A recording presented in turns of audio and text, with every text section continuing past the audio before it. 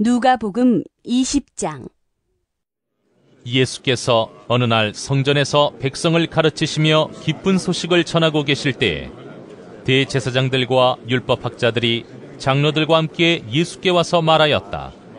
당신은 무슨 권한으로 이런 일을 합니까? 누가 이런 권한을 당신에게 주었습니까? 어디 우리에게 말해보십시오. 예수께서 그들에게 대답하셨다.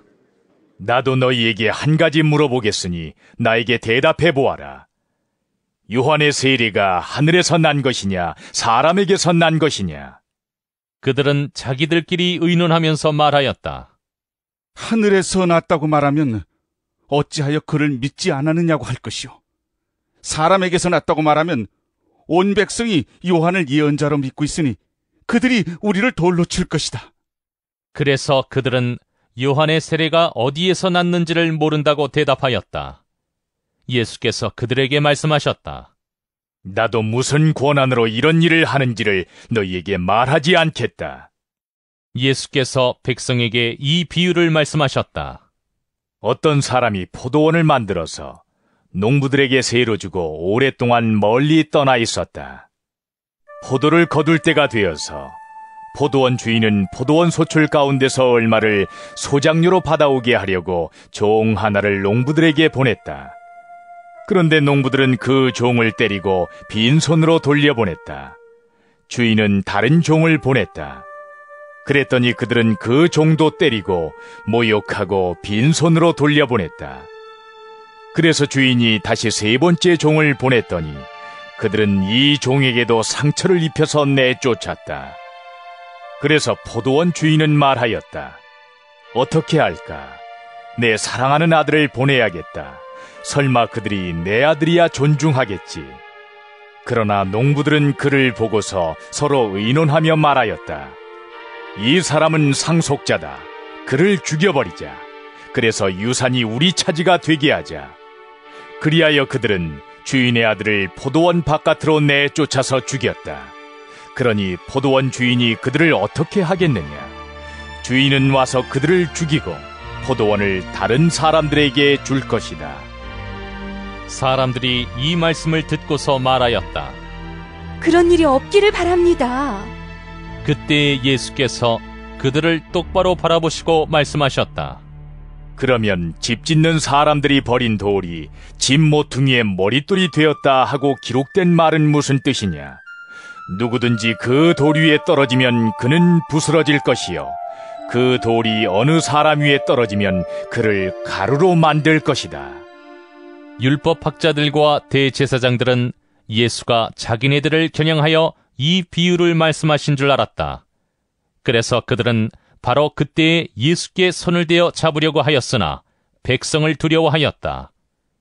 그리하여 그들은 기회를 엿보다가 정탐꾼들을 보내서 이들이 거짓으로 의로운 사람들인 채 행세하면서 예수께로 접근하게 하여 그의 말씀을 책잡게 하였다.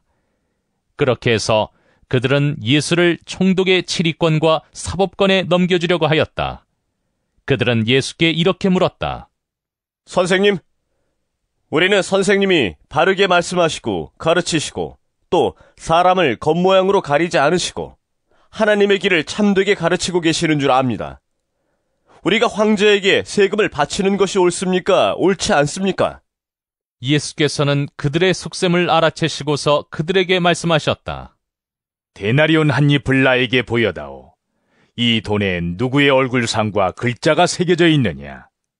그들이 대답하였다. 황제의 것입니다. 예수께서 그들에게 말씀하셨다. 그러면 황제의 것은 황제에게 돌려주고 하나님의 것은 하나님께 돌려드려라. 그들은 백성 앞에서 예수의 말씀을 책잡지 못하고 그의 답변에 놀라서 입을 다물었다. 부활이 없다고 주장하는 사두개파 사람 가운데 몇 사람이 다가와서 예수께 물었다. 선생님, 모세가 우리에게 써주기를 어떤 사람의 형이 자식이 없이 아내를 남겨두고 죽으면 그 동생이 그 형수를 맞아 들여서 뒤를 이을 아들을 자기 형에게 세워주어야 한다 하였습니다. 그런데 7 형제가 있었습니다. 마지가 아내를 얻어서 살다가 자식이 없이 죽었습니다.